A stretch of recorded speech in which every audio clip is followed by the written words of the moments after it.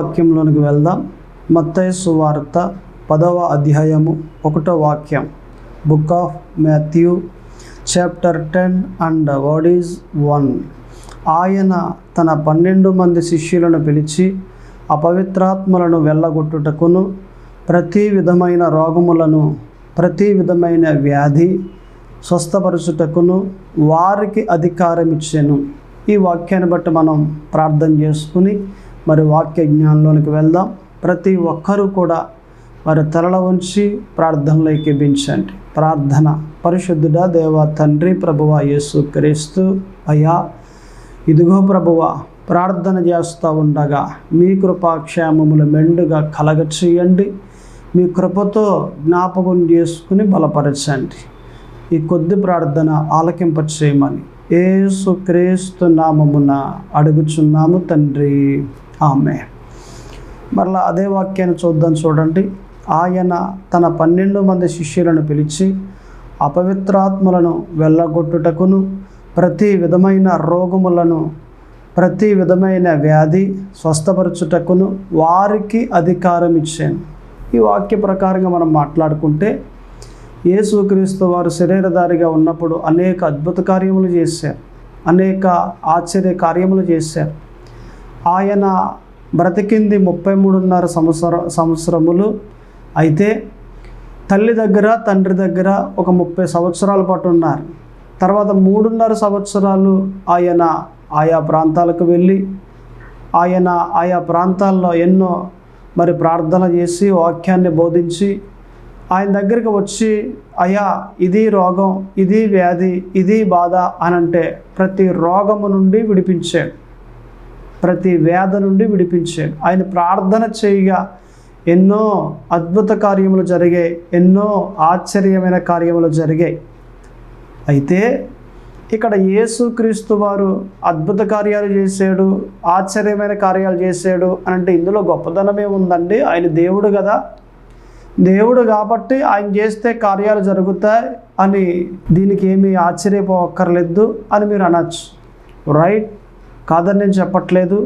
యేసు ప్రభు వారే కాదు, యేసు ప్రభు శిష్యులు కూడా అనేక కార్యములు చేసినట్లుగా మనం చూస్తాం. పేతురు నడుస్తూ ఉంటే నీడపడి రోగులు బాగుపడ్డారు. అంతేకాకుండా మరి అపోస్తలుడైన పౌలు నడికట్టు పంపిస్తే ఆ నడికట్టు ఇలాగున తాకించగానే ఆ రోగం పోయింది. ఇలాగున పేతురు జీవితంలో కానివ్వండి, లేకపోతే పౌలు గారి జీవితంలో కానివ్వండి, ఇంకా చెప్పాలంటే యోహాను, యాకోబు, ఆంద్రేయ, ఫిలిప్పు, ఇలాగున మనం చూస్తే అనేక మంది ప్రార్థన చేసినప్పుడు ఎన్నో కార్యములు జరిగాయి. ఇవన్నీ జరగడానికి గల కారణం ఏంటో తెలుసా? యేసు ప్రభు శిష్యులు ఇటువంటి అద్భుత కార్యములు చేయడానికి గల కారణం ఏంటో తెలుసా? యేసుక్రీస్తు వారు ఒక రోజున వీరందరిని పిలిచి, ఎవరిని? 12 మంది శిష్యులను పిలిచి వీరందరికీ ఒక అధికారం ఇచ్చాడు. ఏంటి అధికారము? దెయ్యాలు వెళ్ళగొట్టే అధికారం, రోగాలు పోగొట్టే అధికారం, వ్యాధులను పోగొట్టే అధికారం. యేసుక్రీస్తు వారు తన శిష్యులకు 12 మందికి ఈ అధికారాన్ని ఇచ్చాడు. అందుకే తన శిష్యులు అనేక చోట్లకి వెళ్ళినప్పుడు, ప్రార్థన చేసినప్పుడు అద్భుత కార్యాలు, ఆశ్చర్య కార్యాలు జరిగాయి. 1 కాదు, 2 కాదు, ఎన్నో కార్యాలు జరిగినట్లుగా మనం బైబిల్లో చూస్తూ ఉన్నాం. నిజమే, శిష్యులకు అధికారం ఇచ్చినట్లుగా దేవుడు మనకు కూడా ఇచ్చాడు. కేవలం శిష్యులకే కాదు, మనకు కూడా, అందరికీ, నమ్మిన వారందరికీ దేవుడు అధికారం ఇచ్చాడు. ఏంటో అధికారం అనేది ఈరోజు మనం చూద్దాం. ఇక్కడ మనం చూస్తే మార్కు సువార్త 16వ అధ్యాయము 17వ వాక్యం. Book of mark chapter 16 and word is 17. ఇక్కడ ఒక మాట ఉంటుంది చూడండి. నమ్మిన వారి వలన ఈ సూచక క్రియలు కనబడును అని మొదలుపెట్టి దెయ్యాలను వెళ్ళగొడతారు, క్రొత్త భాషలు మాట్లాడతారు, పాములను ఎత్తుపట్టుకుంటారు, మరణకరమైనది ఏది త్రాగినను ఏ హాని వారికి చేయదు అనే వాక్యం ఇక్కడ మనకు కనిపిస్తుంది. ఒక్కసారి గ్రహించండి, ఇక్కడ ఒక మాట వ్రాయబడి ఉంది. ఏమని? నమ్మిన వారి వలన. అంటే శిష్యులకి సంబంధించింది ఇది కాదు. మరి ఎవరికి సంబంధించింది? ఎవరు నమ్మితే వారికి సంబంధించింది. నేను నమ్మితే నాకు సంబంధించింది, మీరు నమ్మితే మీకు సంబంధించింది. అంటే ఎవరు నమ్మితే వారికి సంబంధించిన వాక్యం ఇది. నమ్మిన వారి వలన ఈ సూచక క్రియలు కనబడను. అంటే ఎవరైతే దేవుణ్ణి నమ్ముతారో నా పట్ల దేవుడు అద్భుత కార్యములు చేస్తాడు, నేను ప్రార్థన చేస్తే అద్భుత కార్యములు జరుగుతాయి, నేను ప్రార్థన చేస్తే ఆశ్చర్యమైన కార్యములు జరుగుతాయి, నేను ప్రార్థన చేస్తే దెయ్యాలు పోతాయి, నేను ప్రార్థన చేస్తే రోగాలు పోతాయి, నేను ప్రార్థన చేస్తే వ్యాధులు పోతాయి, నేను ప్రార్థన చేస్తే జాబులు వస్తాయి. ఇలాగను ఎవరైతే నమ్ముతారో నమ్మిన వారి వలన ఈ సూచక క్రియలు కనబడును. నమ్మకపోతే కాదు. కొంతమంది చూడండి, ఈ రోజుల్లో అద్భుత కార్యాలు జరగవు, ఎప్పుడో అప్పుడు జరిగాయి, అపోస్తలుల కాలంలో జరిగాయి, ఆదిలో జరిగాయి, అప్పుడు జరిగాయి, ఆగిపోయాయి, ఇప్పుడైతే జరగవు అని అంటారు. అంటే వారు ఏం చేయట్లేదట?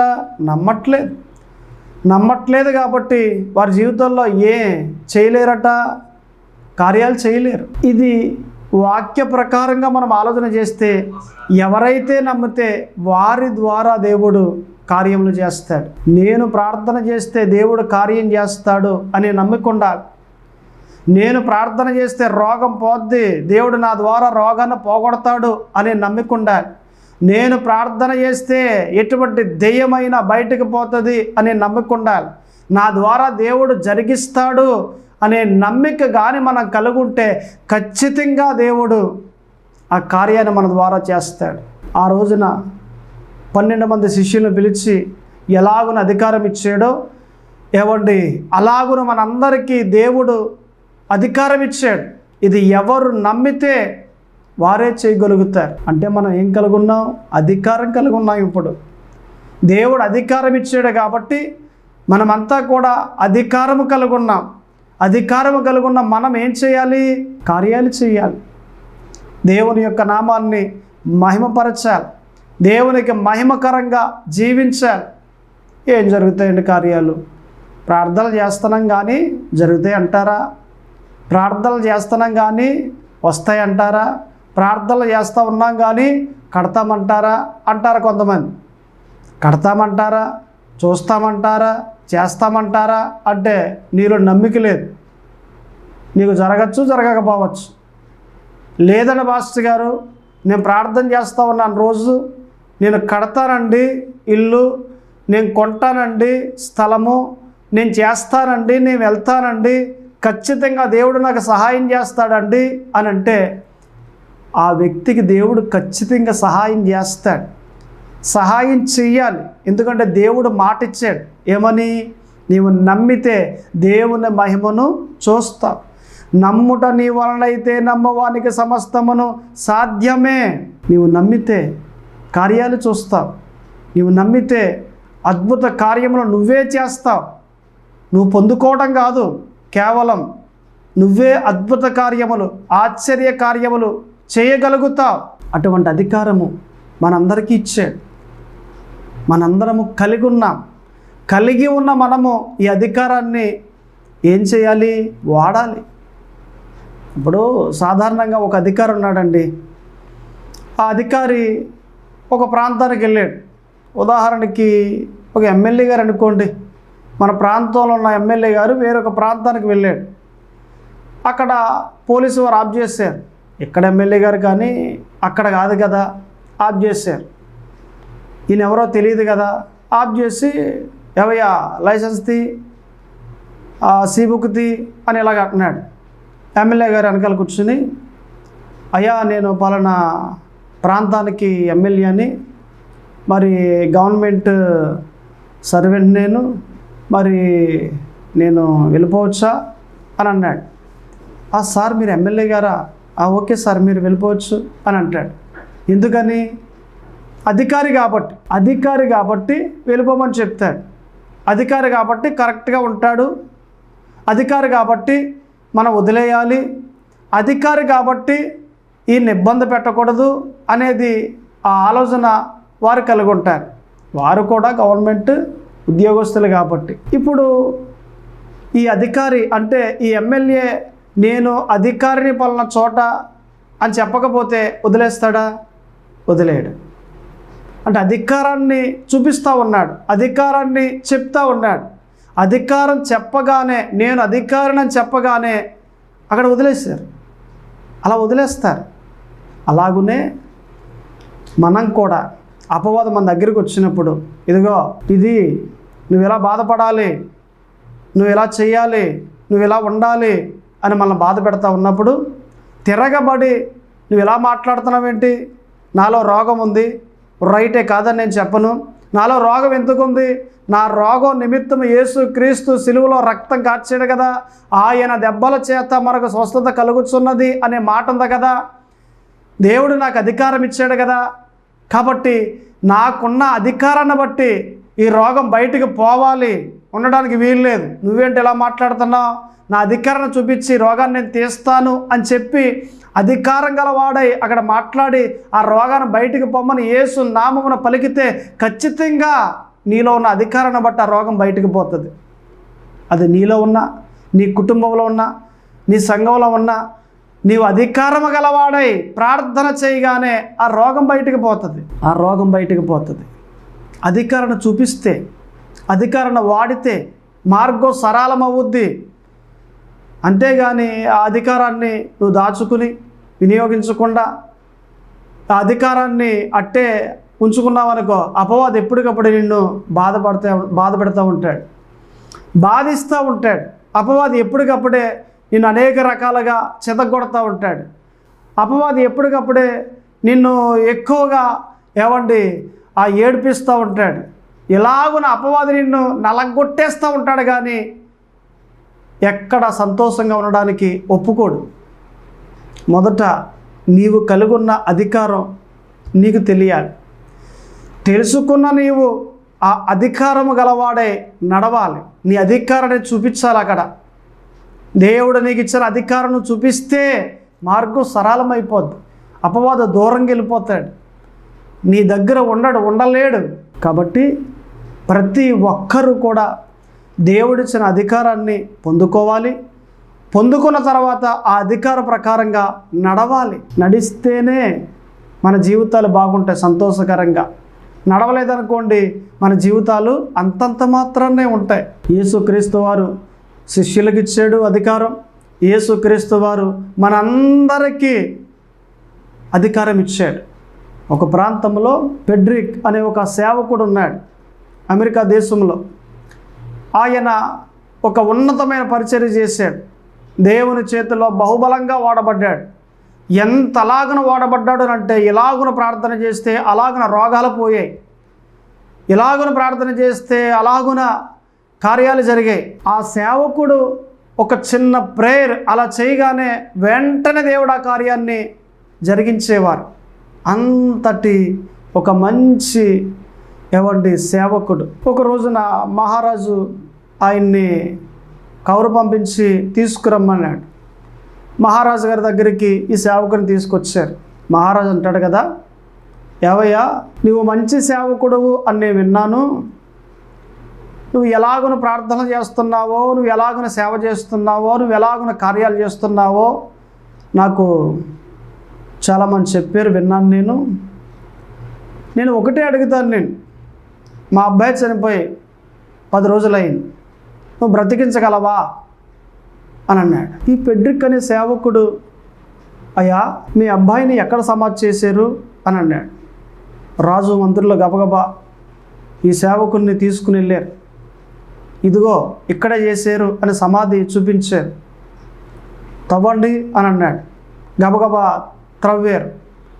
త్రవ్వితే ఏముంటుంది, చనిపోయి అబ్బాయి 10 రోజులు అయ్యింది అంటే ఎలా ఉంటాడు, వాసన కొడుతూ ఉంటుంది బాడీ. ఈ సేవకుడు ఆ బాడీ అంక చూసి నాలో ఉన్న జీవం, దేవుడు నాలో పెట్టాడే జీవం, నాలో ఉన్న ఆ జీవం ఈ అబ్బాయిలోనికి వెళ్ళునుగాక యేసు నామమున అని అన్నాడు. ఈ మాట ఎప్పుడైతే పలికాడో పలికిన వెంటనే ఆ అబ్బాయిలోనికి ఏమండి ఈయనలో ఉన్న జీవం ఆ అబ్బాయిలోనికి వెళ్ళింది. వెంటనే లేచి కూర్చున్నాడు ఆ అబ్బాయి. ఇది కథ కాదు, ఇది నిజంగా జరిగింది అమెరికా దేశంలో. ఈ రోజుకి అమెరికా దేశం పెడ్రిక్ డే అని జరిగించుకుంటూ ఉన్నారు. పెడ్రిక్ డే మనకి father day, mothers day, lovers day ఎలాగా జరిగించుకుంటూ ఉన్నాం, అలాగున్న ఈ రోజుకి అమెరికా దేశస్తులు మరి వాళ్ళంతా కూడా పెడ్రిక్ డే అని ప్రతి సంవత్సరము జరిగించుకుంటూ ఉన్నారు.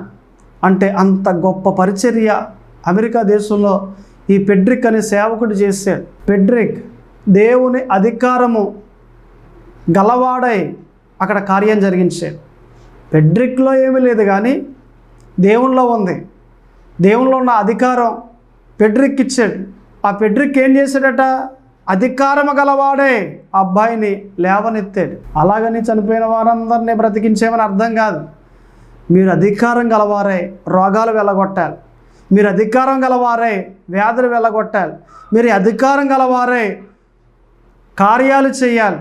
అలాగని చేయటం వల్ల సంఘం కట్టబడుతుంది, అలాగని చేయటం వల్ల దేవునికి మహిమ వెళ్తుంది, అలాగని చేయటం వల్ల దేవుని పరిచర్య బహుబలంగా విస్తరింపబడుతుంది, బహుబలంగా చేయబడుతుంది. అనేక మంది మార్చబడతారు, అనేక మంది యేసులోనికి వస్తారు, అనేక మంది రక్షణలోనికి వస్తారు, అనేక మంది దేవుడు నిజమైన దేవుడు, ఈయన యేసే నిజమైన దేవుడని ప్రతి ఒక్కరూ తెలుసుకుంటారు. అందుకు చేయాలి కార్యాలు చేయటమే ప్రధాన ఉద్దేశం కాదు. యేసు ప్రభువు కూడా కేవలము నేను కార్యాలు చేయడానికే వచ్చానని ఎక్కడా చెప్పలేదు. కార్యాలు చేయడం అనేది ఒక భాగం అంతే. సువార్త చేయడం ఎలాగున భాగమో, దేవుని వాక్యాన్ని బోధించడం ఎలాగునో, అద్భుత కార్యములు చేయడం కూడా ఈ భక్తిలో భాగం. ఇది ఈ భాగాన్ని వదిలేయకూడదు, ఈ భాగాన్ని నెరవేర్చాలి, ఈ భాగాన్ని కొనసాగించాలి, ఈ భాగాన్ని మనం చేసుకుంటూ వెళ్ళాలి. అప్పుడు మన పరిచర్యలు బాగుంటాయి, మన జీవితాలు కూడా బాగుంటాయి, మన జీవితానికి వెలుగు కలుగుతుంది, ఒక ఉన్నతమైన స్థాయి దేవుడు మనందరికీ ఇస్తాడు. ఒక్కొక్క సేవకుడు ఒక్కొక్క విధంగా నమ్మి, ఒక్కొక్క విధంగా కార్యాలు చేసుకుంటూ, ఒక్కొక్క విధంగా ఒక్కొక్క తరములో ఓడబడ్డారు. ఒక్కొక్క తరంలో ఒక్కొక్క సేవకుడు. ఈ తరంలో కూడా అనేక మంది సేవకులు ఉన్నారు, అనేక కార్యాలు చేస్తూ ఉన్నారు, మంచిది. అనేక అద్భుత కార్యాలు చేస్తూ ఉన్నారు, మంచిది. దేవునికి మహిమ. మన నామాలని కూడా తగ్గించబడాలి, దేవుని యొక్క నామమే మహిమ పొందుకోవాలి. కార్యాలు చేయడం వల్ల మహిమ మనకు రాకూడదు, దేవునికి వెళ్ళాలి. మనం ఏ కార్యం చేసినా దేవుని యొక్క నామానికి మహిమ కలిగేటట్లే చేయాలి. ఒక విశ్వాసైనా అంతే. పాస్టర్ అనుమానులు అందుబాటులో ఉండడు కదా. ఆదివారం ఒక్కమారే కనిపిస్తూ ఉంటాడు, లేదా శుక్రవారం ఒక్కమారే కనిపిస్తూ ఉంటాడు, తర్వాత మరలా కనిపించడు కదా. అందుబాటులో లేనప్పుడు మరి విశ్వాసులు ఏం చేస్తూ ఉన్నారట? పాత విశ్వాసులు, క్రొత్తగా వచ్చిన విశ్వాసులు బాధపడతా ఉంటే ఏం చేయాలి? ప్రార్థన చేయాలి, మీలో ఉన్న అధికారాన్ని చూపించాలి, దేవుడు మీకు ఇచ్చిన అధికారాన్ని చూపించాలి. మీరు ప్రార్థన చేస్తే దేవుడు కార్యం చేస్తాడు అనే నమ్మిక మీలో ఉంది కాబట్టి మీరు ప్రార్థన చేసి ఇది దేవుడు అంటే నిరూపించాలి. నిరూపిస్తూ ఉన్నారా? మీరు అలా చేస్తూ ఉన్నారా? దేవునికి మహిమకరంగా నడుస్తూ ఉన్నారా? అటువంటి కార్యాలు చేసేవారిగా ఉంటే మిమ్మల్ని బట్టి దేవుడు ఎంత సంతోషపడతాడు ఆయన, మిమ్మల్ని బట్టి దేవుడు ఎంత గర్విస్తాడు ఆయన. గర్వించదగిన పిల్లల వలె మనం ఉండాలి. మనల్ని బట్టి ఎప్పుడు కూడా దేవునికి సంతోషం వెళ్ళాలి, మనల్ని బట్టి దేవుడు ఎప్పుడు ఆనందించాలి. అటువంటి జీవితాన్ని మనం కలిగి ఉండాలి. అంతేగాని ఈ వ్యక్తి ఎలాగున్నాడెట్టి, ఎంత ఇచ్చాను నేను, ఎంత బాగు చేశాను, ఎటువంటి స్థాయి ఇచ్చాను నేను, ఈ వ్యక్తి ఎలాగున్నాడేంటి అని దేవుడు నొచ్చుకునేటట్లు, బాధపడేటట్లు మనం బ్రతకూడదు. బలా మంచి దాసుడా అన్నట్లు ఉండాలి. మంచిగా జీవించు, ఇంకా దీవిస్తా, నా వాక్య ప్రకారం నడుస్తున్నావు కదా, ఇంకా ఇచ్చింపజేస్తా అన్నట్లు మన బ్రతుకులు ఉండాలి. ఎలా ఉన్నాయి మన బ్రతుకులు? ఎలా జీవిస్తూ ఉన్నాం? ఎలా బ్రతుకుతూ ఉన్నాం? దేవునికి అనుకూలంగా ఉన్నామా? దేవుడు ఎలాగైతే చెప్పాడో అలాగా నడుస్తూ ఉన్నామా? ఒక్కసారి గ్రహించండి. గ్రహించిన వారే మీ జీవితాన్ని సరి చేసుకోండి, మీ జీవితాలు బాగుంటాయి. మీ జీవితాలు దేవునికి మహిమకరంగా ఉన్నట్లయితే మీ కుటుంబానికి దీవెనకరంగా ఉండగలుగుతారు. మీ కుటుంబానికి, మీ ప్రాంతానికి ఆశీర్వాదకరంగా ఉండగలుగుతారు. ఆయనండి మా ప్రాంతంలో ఒక మంచి సేవకుడు, ఆమండి మా ఆలయంలో ఒక మంచి విశ్వాసి, ఆమె ఇలా ప్రార్థన చేస్తే దేవుడు అలాగా వింటాడండి, ఆమె పరిచర్య చేస్తే దేవుడు ఎంతగానో సహాయం చేసి ఆ పరిచర్యను మరి ఒక మంచి స్థాయిలోకి తీసుకొచ్చాడండి. ఇట్టి విధమైన మంచి పేరు మీరు కలిగి ఉండాలి.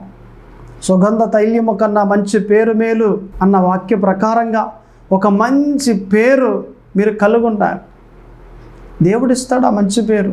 మీరు పొందుకున్నవారే, మీ కుటుంబానికి దీవెనగా ఉన్నవారే, మీ ప్రాంతానికి ఆశీర్వాదకరముగా ఉన్నవారే మీరు ఉన్నట్లయితే నిశ్చయముగా ఒక ఉన్నతమైన స్థాయిలోనికి మీరు వస్తారు. ఇంకా మన వాక్యాలు చూసినట్లయితే లోక సువార్త 10వ అధ్యాయము 19వ వాక్యం, book of Luke chapter 10 and 19.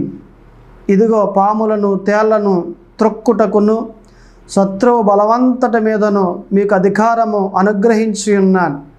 ఇందులో చూడండి, పాములను తేళ్లను అన్న తర్వాత శత్రువు బలవంతటి మీదను నేను మీకు అధికారం ఇచ్చాను అంటున్నాడు. అంటే శత్రువు బలం అంటే ఏంటి? ఇప్పుడు పాము ఉందండి, పాము కరిసి అనేక మంది చనిపోతూ ఉన్నారు, ఇది శత్రువు బలం. తేలుంది, అలాగనే చాలామంది కుట్టి చనిపోతూ ఉన్నారు. జర్రు ఉంది, అలాగనే మృగాలు ఉన్నాయి, అలాగనే రోగాలు ఉన్నాయి. పలానా రోగం వచ్చి పలానా వ్యక్తి చనిపోయాడండి, లేకపోతే పలానా యాక్సిడెంట్ అండి చనిపోయాడండి. అంటే ఈ బలమంతా ఎవరిదట? శత్రువు బలం. శత్రువుకి దేవుడు ఈ బలాన్ని ఇచ్చాడు.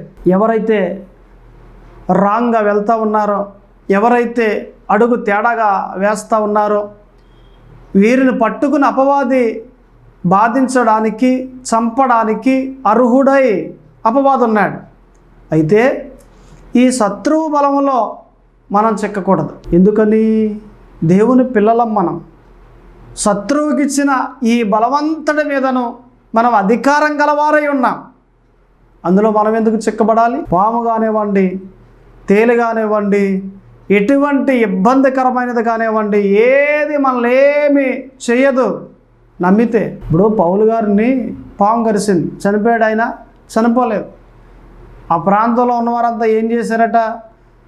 ఏమనుకున్నారట? ఖచ్చితంగా చనిపోతాడు ఈ వ్యక్తి పౌలు, ఈ పాము కరిస్తే ఎవరు బ్రతకలేదు కదా, ముఖం ఉబ్బుబోయి కానీ చెవి ఉబ్బుబోయి కానీ చనిపోతాడు ఖచ్చితంగా అని అనుకున్నారు. ఇది మనకు అపోస్తల కార్యాల్లో 28వ అధ్యాయంలో మనకు కనిపిస్తుంది. కానీ కొంతసేపటికే ఈ పౌలు క్షేమంగా ఉండడం చూసి ఇతడు దేవత అని అన్నారు, అంటే దేవుడు మనిషి అని అన్నారు. అప్పుడే ఏమన్నారట? దేవత అనే కాడకు వచ్చారు.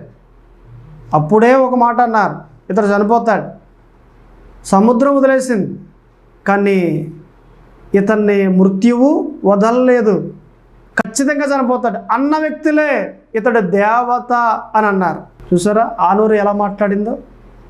నేను అంటాను, పాము కరిసిందండి, విషపూరితమైన పాము. ఇంతకు ముందర కరిసిన ప్రతి ఒక్కడూ చనిపోయాడు, కానీ పౌలు చనిపోలేదే. అంటే శత్రువు బలవంతుడి మీద పౌలుకి ఏముంది? అధికారం ఉంది. పోనీ పాత నిబంధన గ్రంథంలో ఒక మాట చూద్దాం. ఏంటది? ఎలీసా ఒక రోజున తన దగ్గరున్న ప్రవక్తలను పిలిచి, మీరు అడవిలోనికి వెళ్ళి ఆకుకూరలు పట్టుకురండి అని చెప్పాడు. వెళ్ళారు, కోసుకొచ్చారు, ఇచ్చారు, వండేశారు. వండేసిన తర్వాత అందరూ లైన్గా కూర్చుని ఉంటే వడ్డించేశారు. వడ్డించేసిన తర్వాత గబగబా ఎలీసా దగ్గరకు వచ్చి, అయ్యా తెచ్చిన ఆకుల్లో మరి విషపూరితమైన ఆకులు ఉన్నాయి, ఈ కూరంతా కూడా పాడైపోయింది, మరి ఇది కానీ ఎవరైనా తింటే ఖచ్చితంగా చనిపోతారయ్యా అని అన్నారు. ఇప్పుడు ఎలీసా అన్నాడు, మీరేం కంగారు పడకండి, నేను ప్రార్థన చేస్తాను అని చెప్పి ఆ కూర నిమిత్తము ప్రార్థన చేశాడు. ప్రార్థన చేస్తే ఆ కూరలో ఉన్న విషమంతా తొలగిపోయింది. అది తిన్నారు, తిన్నవారంతా క్షేమంగా ఉన్నారు, కానీ ఒక్కడికి కూడా హాని కలగలేదు. అది ఎవరిది? శత్రువు బలం. అలాగను చంపడానికి శత్రువు మాటేసి కూర్చున్నాడు. అందుకే అదే వాక్యంలో మనకు కనిపిస్తుంది. ఎక్కడ? మార్కు సువార్తలో 16-17లో మనకు కనిపిస్తుంది. లాస్ట్లో మరణకరమైనది ఏది త్రాగినను ఏది మీకు హాని చేయదు. అలాగంటే ఏదో నేను తాగేస్తానండి పేరు మీద డబ్బా నాకేం కాదానంటే అది రాంగ్. అది పొర్రపాటున మనకు తెలియకుండా ఏదైనా మనం తినేసినా త్రాగేసినా దాంట్లో విషం ఉందనంటే అది మనకేం చేయదు. కావాలని తినేయడం, గన్నేరు పప్పు తినేస్తారండి నాకేం జరగదు కదా వాక్యం ఎలా ఉందనంటే అది రాంగ్. అది కావాలని కాదు. పొర్రపాటున ఏదైనా మనం తినేసామా, పొర్రపాటున ఏదైనా త్రాగేసామా, అరే దాంట్లో విషం ఉంది నువ్వు తినేసావనంటే ఓకే వాక్యం ఉంది కదా నాకేం కలగదు, దేవుడు నాకు సహాయకుడు, రైట్, ఖచ్చితంగా నువ్వు బ్రతుకుతావు. ఇది ఎవరిది? ఇది అపవాదికి ఇచ్చాడు అధికారం. అది శత్రువు బలం. అది దీని ద్వారా అనేక మందిని చంపేశాడు శత్రువు బలం అది. కానీ అందులో మనము చిక్కబడకూడదు. ఎందుకు చిక్కబడకూడదట? శత్రువు బలవంతుడి మీదను దేవుడు మనందరికి అధికారం ఇచ్చాడు. ఆ మాట ఎక్కడ కనిపిస్తూ ఉంది మనకి? లోకా సువార్తలో 10:19 ఏమనుంది?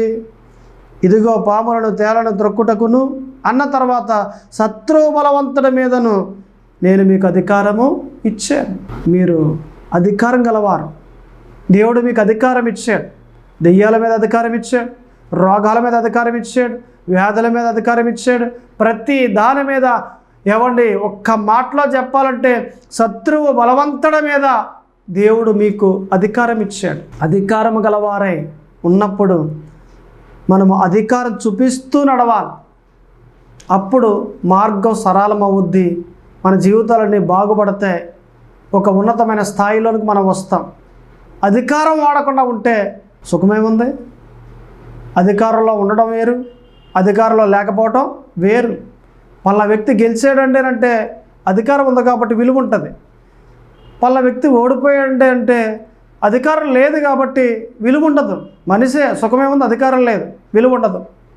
తన పరిపాలన అయిపోయిందండి అని అంటే ఆ వ్యక్తికి విలువ ఉండదు. అందరితో పాటు సామాన్యమైన వ్యక్తి, అధికారం లేదు కానీ అధికారం ఉన్న వ్యక్తి వేరు. అధికారంలో ఉన్న వ్యక్తి ఎలాగునో క్రైస్తవుడు కూడా అలాగునే. కాబట్టి మనం అంతా కూడా అధికారం కలుగున్నాం. దయచేసి అందరూ గ్రహించండి, అధికారము గలవారే నడవండి. పరిశుద్ధాత్మదేవుడు ఎలాగో నడవాలని కోరుతూ ఉన్నారు. ప్రార్థన చేసుకుందాం. కళ్ళు మూసుకోండి. ప్రార్థన. పరిశుద్ధుడా దేవ తండ్రి, ప్రభువా యేసు క్రీస్తు, ప్రభువా ఇదిగో మేము అధికారం గలవారమని మాకు జ్ఞాపకం చేశారు. ప్రభువా వందనాలు, స్తోత్రములు. మీకే మహిమ కలుగును గాక. అలాగునే ఈ వాక్యాన్ని విన్న వారందరినీ దీవించండి. ఈ ప్రార్థనలో ఏకీభించిన ప్రతి ఒక్కరిని దీవించండి. మీ కృపా క్షేమములు మెండుగా కలగచేయమని, ప్రతి ఈవి మాకు కలగజేసి, ప్రతి దీవెన మాకు కలగజేసి, ప్రతి ఆశీర్వాదము మాకు కలగజేసి మీకు మహిమకరంగా ఉండడానికి కృప చూపించమని యేసు క్రీస్తు నామమున అడుగుచున్నాము తండ్రి.